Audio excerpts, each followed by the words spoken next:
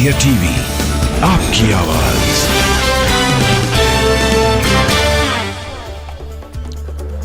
छह राज्यों की 7 विधानसभा सीटों पर हो रहे उपचुनाव के लिए आज वोटिंग है। 4 सीटों पर इंडिया और एनडीए गठबंधन में सीधी टक्कर है। 8 सितंबर को आएंगे नतीजे। यूपी के घोसी विधानसभा सीट और झारखंड की डुमरी विधानसभा सीट पर आज हो रही है वोटिंग। त्रिपुरा के धनपुर और बॉक्स नगर विधानसभा सीट पर भी मतदान हो रहा है। समाजवादी पार्टी ने घोसी उपचुनाव को लेकर चुनाव आयोग से कार्रवाई की मांग की। पुलिस पर मदरसा अमजदी में मौलानाओं को और हॉस्टल में रहने वाले बच्चों को प्रताड़ित करने का आरोप लगाया। मायावती का बीजेपी पर आरोप, विधायकों से इस्तीफा दिलवाकर उपचुनाव करवा रहे हैं। तमिलनाडु के मंत्री उदयनिधि की मां का मंदिर में सोने के मुकुट चढ़ाने का वीडियो आया सामने। बीजेपी ने कहा, पहले अपनी मां को रोककर दिखाएं। उदयनिधि के बयान को लेकर असम के सीएम ने पूछा सवाल, अगर कल मैं मुसलमानों या ईसाइयों के बारे में ऐसा बयान दूं तो क्या इससे मेरी अभिव्यक्ति की आजादी मानी जाएगी? उदयनिधि ने की टिप्पणी को लेकर राजनाथ सिंह ने इंडिया गठबंधन पर बोला हमला। कहा, सनातन धर्म के अपमान के लिए उन्हें माफी मांगनी चाहिए। राजनाथ सिंह ने कांग्रेस के वरिष्ठ नेताओं से पूछा सवाल, क्या सनातन धर्म के बारे में आपकी सोच क्या है? सनातन पर दिए अपने बयान पर अड़े उदयनिधि स्टालिन। कहा, मैंने जो कहा वो मैं बार बार दोहराऊंगा। सीएम ममता बनर्जी ने उदयनिधि के बयान से किया किनारा। कहा, भारत में हर धर्म को सम्मान होना चाहिए। सीएम ममता बनर्जी बोली, मैं सनातन धर्म का सम्मान करती हूं, किसी को ठेस पहुंचे ऐसी बयानबाजी से बचना चाहिए। कर्नाटक के मंत्री प्रियांक खड़गे ने उदयनिधि स्टालिन का समर्थन किया। कहा, जिस धर्म में समानता नहीं वो बीमारी जैसा। समाजवादी पार्टी के नेता स्वामी प्रसाद मौर्य का निशाना। कहा, बीजेपी सनातन शब्द की मार्केटिंग कर रही है, धर्म के नाम पर भावनाओं से खेल रही है। सीपीआई नेता डी राजा ने पूछा, उदयनिधि के बयान से बीजेपी आखिर डरी क्यों है? सनातन की तुलना हिंदू धर्म से नहीं की जा सकती। सनातन पर उदयनिधि के बयान से बैकफुट पर कांग्रेस। केसी वेणुगोपाल बोले, सर्वधर्म संभाव कांग्रेस की विचारधारा है। केसी वेणुगोपाल पर केंद्रीय मंत्री धर्मेंद्र प्रधान का पलटवार। इंडिया अलायंस की नीति है सनातन को नीचा दिखाना। समाज को बांटने वाले अपने काम में लगे हैं, उदयनिधि पर धर्मेंद्र प्रधान का निशाना। कांग्रेस की मोहब्बत की दुकान में सनातन धर्म के खिलाफ जहर भरा हुआ है, सीएम शिवराज सिंह का हमला।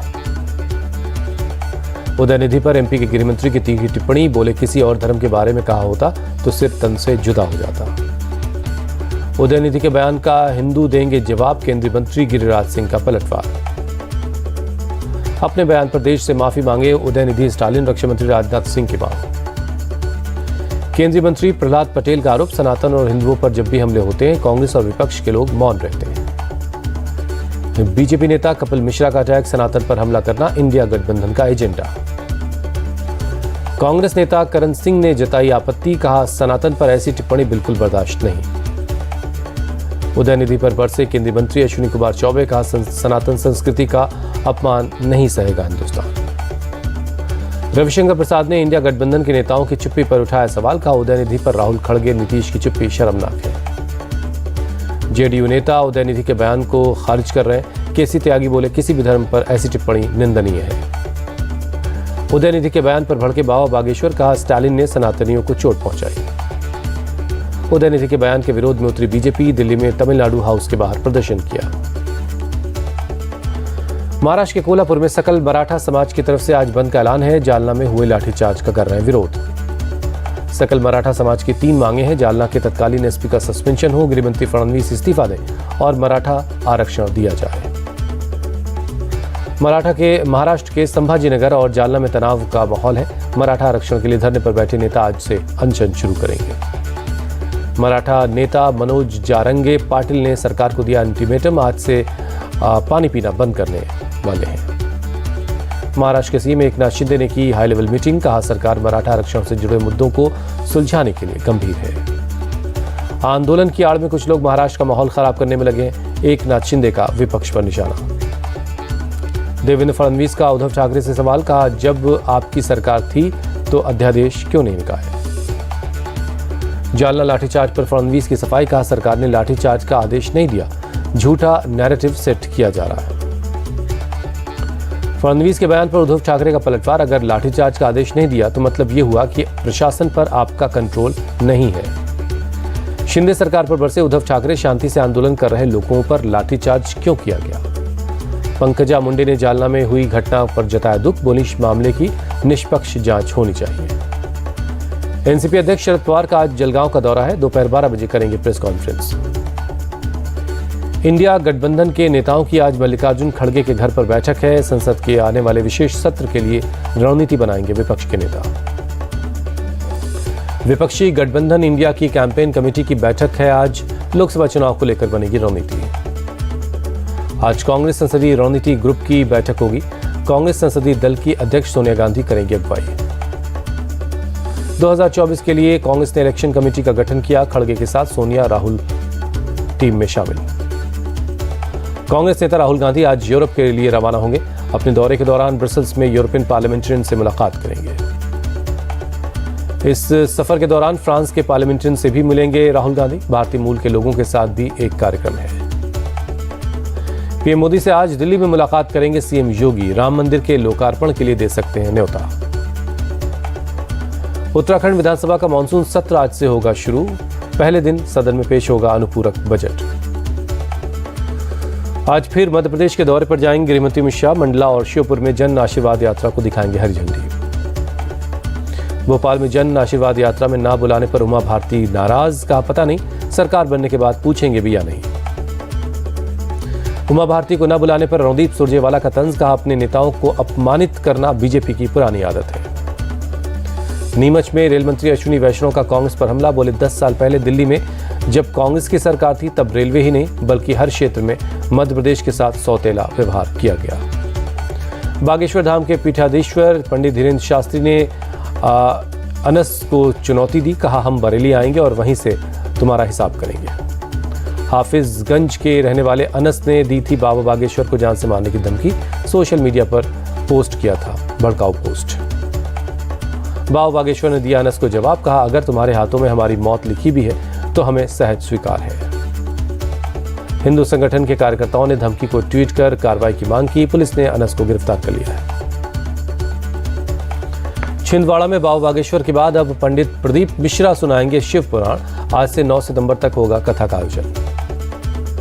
पूर्व मुख्यमंत्री कमलनाथ और सांसद नकुल नाथ कर रहे हैं शिव पुराण का आयोजन। सोमवार को किया छिंदवाड़ा में पंडित प्रदीप मिश्रा का स्वागत।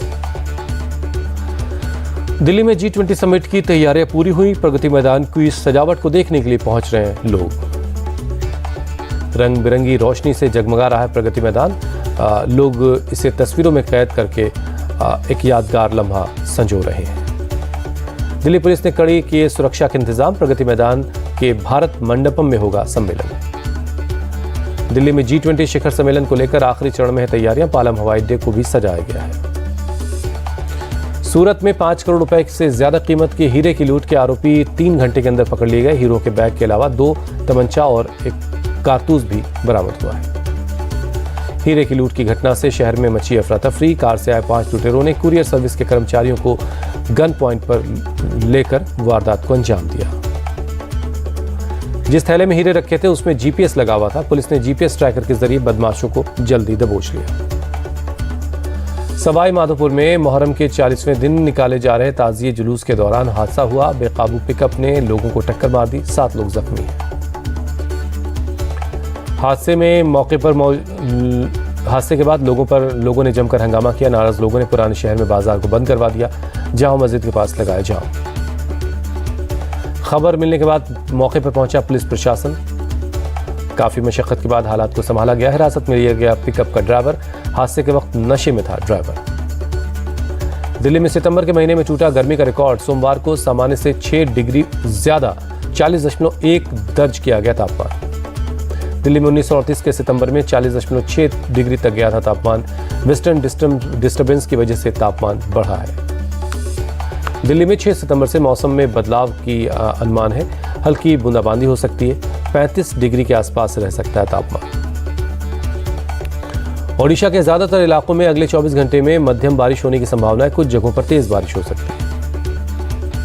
6 और 7 सितंबर को भी तेज बारिश होने के अनुमान है। मौसम विभाग ने जारी किया अलर्ट।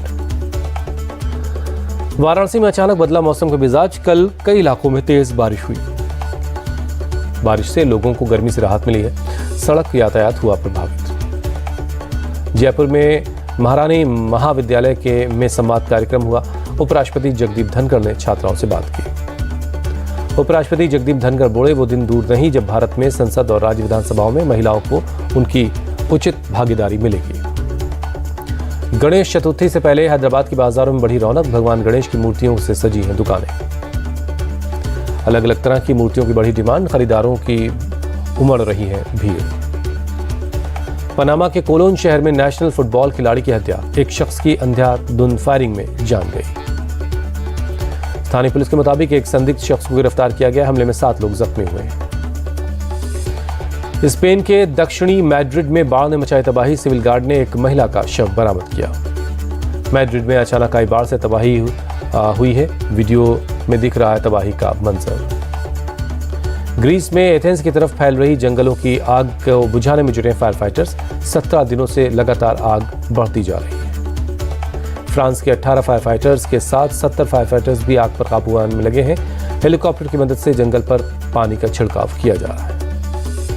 देश की बिजली की खपत में पिछले साल की तुलना में 16% का इजाफा हुआ है। अगस्त में 151 अरब 66 करोड़ यूनिट की बिजली खपत हुई है। अब यूपीआई से होगा डिजिटल रुपए का लेन देन। एसबीआई ने ग्राहकों को दी सौगात। वर्ल्ड कप के लिए भारतीय टीम का आज हो सकता है ऐलान। बीसीसीआई के मुख्य सिलेक्टर्स ने खिलाड़ियों की लिस्ट तैयार कर ली है। भारत एशिया कप के सुपर 4 में पहुंचा, नेपाल को 10 विकेट से हराया।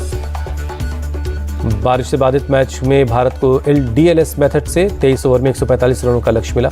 टीम इंडिया ने 20 ओवर 1 गेंद में ही लक्ष्य हासिल कर लिया। कप्तान रोहित शर्मा ने नाबाद 74, जबकि शुभमन गिल ने नाबाद 63 रनों की पारी खेली। रोहित शर्मा ने एशिया कप में सबसे ज्यादा 50+ स्कोर बनाने वाले भारतीय खिलाड़ी बने। नेपाल के खिलाफ नवी 50 लगाई। रोहित शर्मा ने सुरेश रैना का रिकॉर्ड तोड़ा। श्रीलंका में सबसे ज्यादा 28 छक्के लगाने वाले भारतीय खिलाड़ी बने। नेपाल के ओपनर आसिफ शेख ने वनडे करियर की 10वीं 50 लगाई। 88 गेंदों पर 58 रन बनाए। नेपाल के लिए नंबर 8 पर बल्लेबाजी करने आए सोमपाल कामी ने 48 रनों की पारी खेली। कुशल भुरतेल ने 38, दीपेंद्र सिंह एरी ने 29 और गुलशन झा ने 23 रन बनाए। नेपाल के सामने भारतीय गेंदबाजी की खुली पोल। सिराज ने जमकर रन लुटाया। जडेजा और सिराज को 3-3 विकेट मिला। शमी, शार्दुल और पांड्या को 1-1 विकेट मिला। नेपाल के खिलाफ भारतीय गेंदबाजों के छूटे पसीने नेपाल को ऑल आउट करने में 49 ओवर लग गए, जबकि पाकिस्तान ने उन्हें 24 ओवर में ही समेट दिया था। सुपर 4 में 10 सितंबर को फिर भिड़ेंगे भारत और पाकिस्तान। कोलंबो में होगा मुकाबला।